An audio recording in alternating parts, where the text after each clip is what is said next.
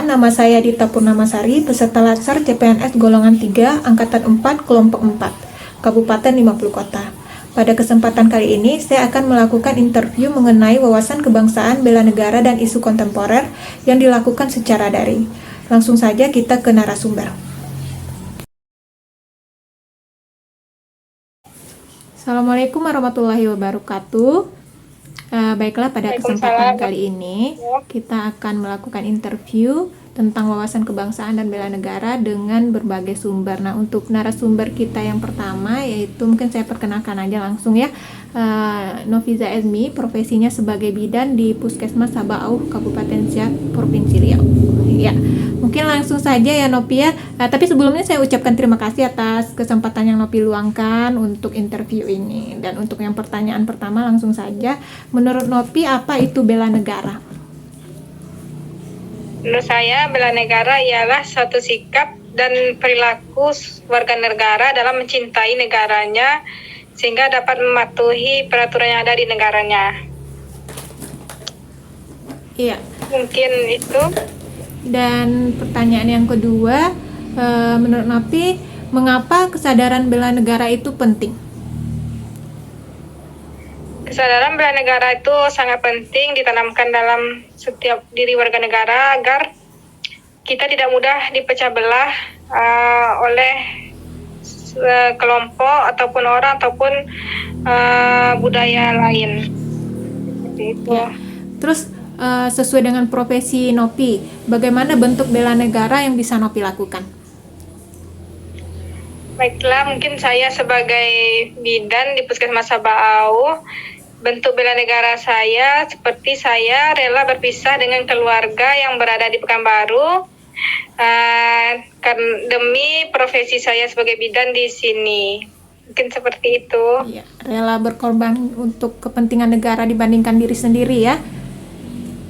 Iya. Nah, untuk selanjutnya masalah isu kontemporer. Seperti kita ketahui, isu kontemporer itu adalah suatu pokok persoalan yang terjadi pada masa sekarang dan menjadi permasalahan yang masih hangat dibicarakan. Jadi, menurut Nopi atau yang Nopi ketahui, apa isu kontemporer yang Nopi ikuti pemberitaannya sekarang ini? Mungkin isu yang kemarin sedang hangat dibicarakan waktu 17 Agustusan, ada orang yang memasangkan bendera merah putih di leher anjingnya, dan itu menimbulkan kontroversi sehingga dilaporkan oleh sebagian orang sebagai bentuk penistaan terhadap bangsa dan negara. Seperti itu. Nah, sesuai dengan isu tersebut, bagaimana Nopi menyikapi isu tersebut? Mungkin saya dapat menyikapi dan tidak mudah kita dipecah belah. Kita perlu menyerahkan hal tersebut kepada pihak yang semestinya. Mungkin pihak yang berwenang perlu mengedukasi kepada kita bersama apa yang boleh dikerjakan terhadap atribut-atribut negara seperti bendera, lambang Garuda, ataupun yang lain-lain, apa yang boleh dan apa tidak boleh, sehingga seseorang itu bisa jadi niatnya mungkin tidak berniat untuk merendahkan negaranya ataupun bangsanya, tapi mungkin karena dia tidak tahu, mungkin kita perlu dalami lagi motif orang tersebut sehingga perlu adanya edukasi kepada kita bersama sehingga kita sebagai bangsa negara dapat mengetahui apa yang boleh dan tidak boleh dan dapat juga saling mengingatkan sesama kita. Mungkin seperti itu. Nah, ini untuk pertanyaan terakhir ya Nopi. Jadi, apa harapan Nopi untuk Indonesia ke depannya? Saya berharap Indonesia dapat lebih meningkatkan kesejahteraannya, dirinya sendiri ataupun masyarakatnya, sehingga semua orang dapat hidup sejahtera dan damai dan ditegakkannya keadilan di Indonesia secara merata, tidak memandang miskin kaya ataupun yang berpangkat, sehingga warga negaranya dapat merasakan keadilan di negaranya sendiri, sehingga dengan begitu dapat terciptanya kedamaian ya, tanpa konflik begitu ya? Iya, dapat terciptanya kedamaian di negara kita. Iya. Ya mungkin itu saja ya Nopi pertanyaan tentang bela negara dan wawasan kebangsaan, dan sebelumnya saya ucapkan terima kasih sudah memberikan kesempatan waktu untuk bisa meluangkan interview ini. Ya, mungkin sekian Ya, aja ya sama-sama. Nopi. Terima kasih juga. Ya, Assalamualaikum. Ya. Waalaikumsalam.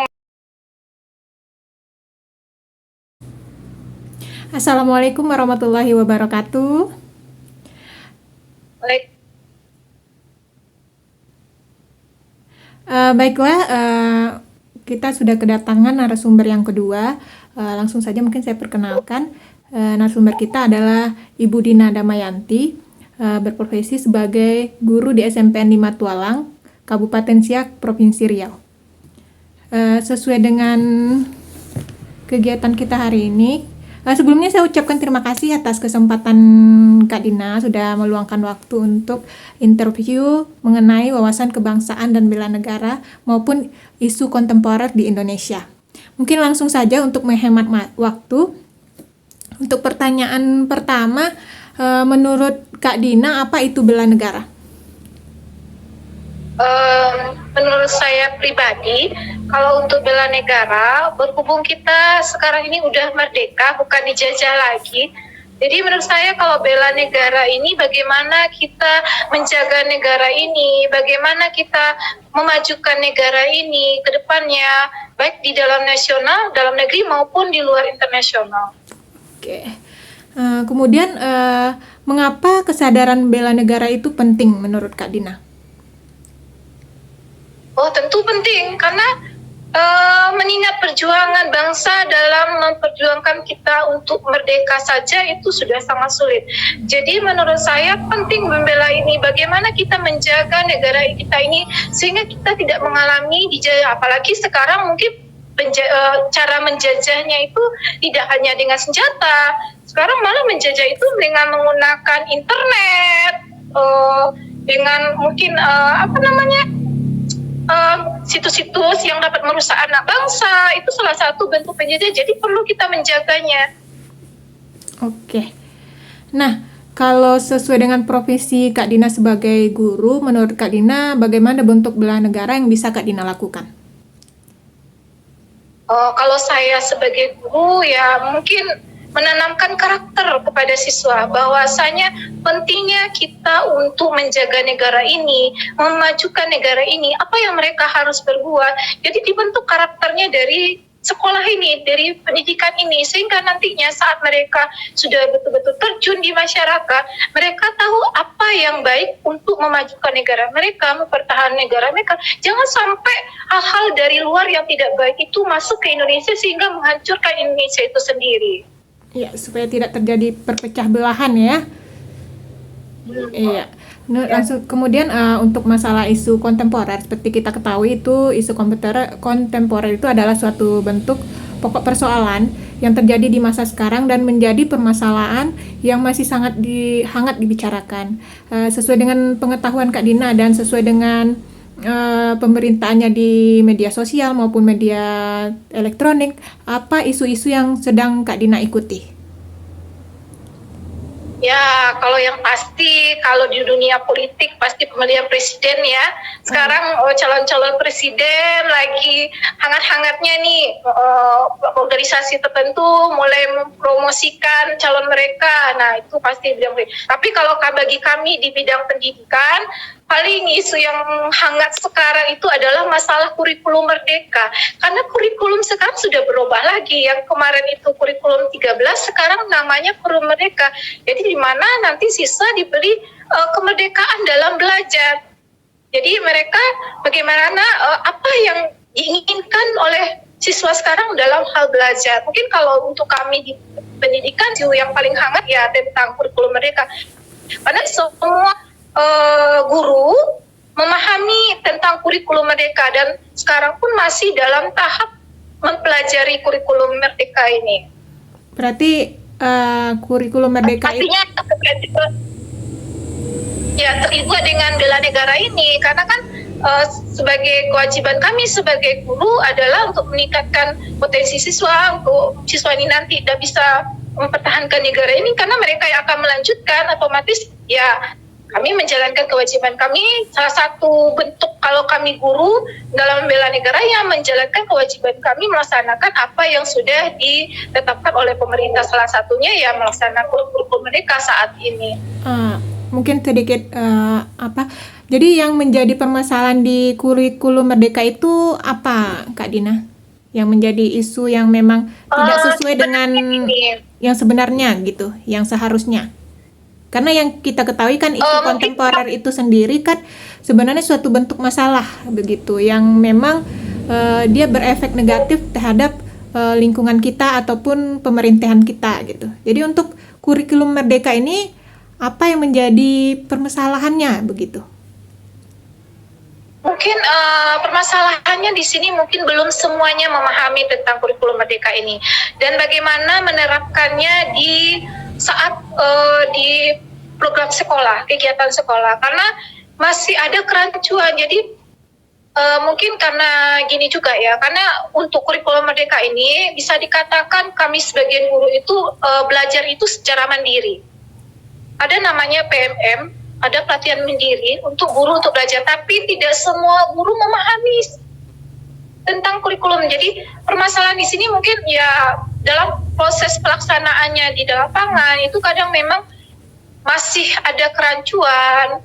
Terus dan satu lagi di sini kan dikasih kemerdekaan ya kepada siswa dalam belajar. Nah, beberapa karena kurangnya minimnya mungkin sumber atau pelatihan, kalaupun ada itu pelatihan mandiri dan ya kita tahu ya kalau kita mandiri sendiri mungkin ada yang cepat memahami maksud dari tujuan, ada yang kurang memahami maksud tujuan. Jadi pada saat aplikasinya di lapangan itu kadang banyak kerancuannya. Jadi banyak siswa yang tidak paham tidak sesuai dengan tidak sesuai dengan harapan yang diinginkan gitu loh. Iya. Jadi dari isu tersebut bagaimana Kak Dina menyikapinya? Ya pastinya sebenarnya memang harus ada pelatihan dari pemerintah langsung ya untuk guru ini. Jadi tidak hanya pelatihan secara mandiri, karena kalau pelatihan mandiri ini bisa dikatakan berarti kita belajar sendiri. Kalau kita belajar sendiri, pemahaman kita pasti akan berbeda. Nah, tapi kalau memang ada pelatihan yang memang sudah ada instrukturnya untuk menjelaskan, tapi sebenarnya memang banyak sih di luar yang swasta yang mengadakan pelatihan-pelatihan. Tapi kan kadang swasta kalau mengadakan pelatihan ini kan harus berbayar ya. Kita harus bayar dulu, bayar sekian. Nah, tidak semua mungkin beberapa guru mungkin bisa, ada yang tidak. Nah, kadang waktu pelatihan juga, apalagi sekarang kan waktu mengajar guru itu bisa dikatakan kan sudah lebih lama karena full day, jadi kadang terhambat dengan waktu, jadi kadang tidak ada waktu untuk mengikuti pelatihan. Jadi kalau misalnya diprogramkan untuk guru, diadakan khusus untuk guru, saya rasa masalah itu bisa teratasi. Jadi bagi guru yang mungkin pemahamannya mungkin kurang tepat atau kurang paham, itu mungkin bisa diselesaikan dengan baik. Oke, dan untuk pertanyaan terakhir, apa harapan Kak Dina untuk bangsa Indonesia? Ya harapannya yang pertama itu pastinya rakyat kita lebih sejahtera lagi. Tidak ada lagi yang namanya ya kalau isu-isu sekarang kalau yang setiap tahun sembako naik ya tidak ada lagi lah kalau diharapkan, karena itu sangat apalagi nih BBM lah BBM. Nah karena BBM ini kalau udah naik semuanya naik. Jadi minimal jangan sampai ada kenaikan apapun itu bentuknya lagi, rakyat bisa lebih sejahtera lagi, kemudian Indonesia lebih maju lagi ke depannya, terus nama baik Indonesia di luar negeri pun lebih dapat kita banggakan lagi ke depannya. Iya, lebih ke. Dan bagi siswa kami paling mereka nantinya menjadi siswa yang bisa membanggakan negeri, memajukan negeri, itu harapannya. Baik, mungkin sekian saja waktu untuk interview kita, Kak Dina. Saya ucapkan terima kasih lagi atas kesempatan yang sudah diberikan. Semoga dengan interview ini dapat bermanfaat untuk kita semua. Terima kasih. Ya, terima kasih sama-sama. Sampai jumpa. Assalamualaikum. Assalamualaikum warahmatullahi wabarakatuh. Baiklah, Pada kesempatan kali ini kita sudah kedatangan narasumber yang ketiga ya. Sebelumnya saya perkenalkan dulu, narasumbernya adalah Sandra Merza Aranti, profesinya sebagai perawat di RSUD Dr. Ahmad Darwis. Sebelumnya saya ucapkan terima kasih kepada Sandra udah meluangkan waktu ya untuk interview mengenai wawasan kebangsaan, bela negara, dan isu kontemporer. Langsung saja ya Sandra, untuk pertanyaan yang pertama, menurut Sandra apa itu bela negara? Oke, baik. Sebelumnya terima kasih atas waktu dan kesempatannya. Kalau menurut saya pribadi, bela negara itu adalah upaya dari kita selaku warga negara untuk mempertahankan negara kesatuan Republik Indonesia ini. Oke. Terus menurut Anda mengapa penting kesadaran bela negara itu ada di diri seorang? Bela negara ini penting karena tadi keberlangsungan dari bangsa Indonesia ini salah satu faktornya itu dari upaya bela negara ini.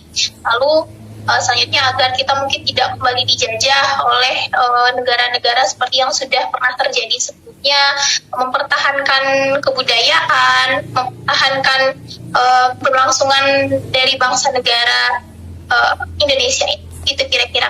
Oke. Sandra sebagai perawat nih ya, menurut Sandra apa bentuk bela negara yang bisa Sandra lakukan?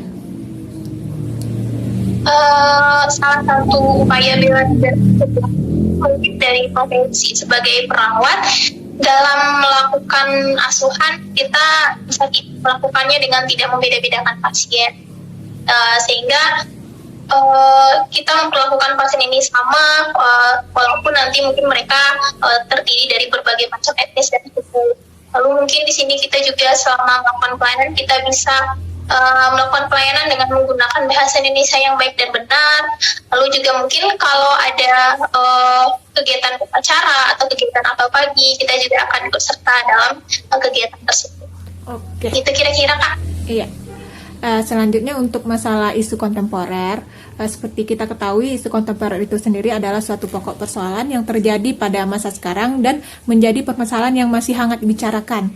Nah, kalau menurut pengetahuan Sandra yang Sandra ikuti, pemberitaannya mau di media sosial ataupun media televisi, itu apa isu kontemporer yang Sandra ketahui? Kalau terkait dengan isu yang sering dibicarakan, mungkin nggak jauh-jauh dari korupsi. Lalu juga kalau di remaja itu juga sering kita dengar terkait dengan penyalahgunaan zat-zat berbahaya seperti narkoba.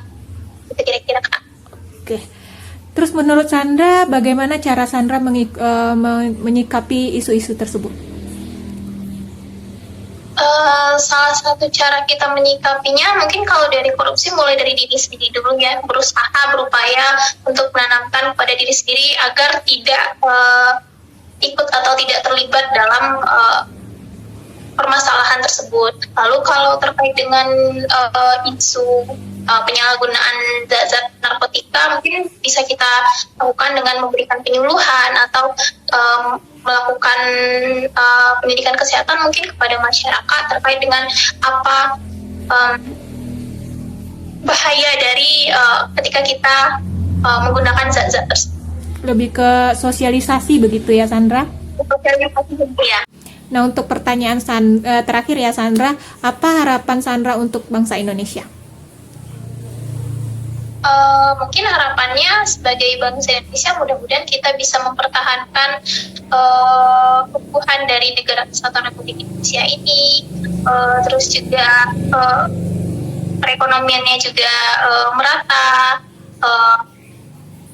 Mungkin kira-kira, Kak. Oke, untuk kesejahteraan lah ya untuk bangsa Indonesia ini. Iya. Oke, mungkin cukup sekian ya Sandra. Interview mengenai wawasan kebangsaan, bela negara, dan isu kontemporer. Saya ucapkan terima kasih kembali sudah meluangkan waktu untuk interview ini. Semoga diskusi kita ini bermanfaat buat kita semua.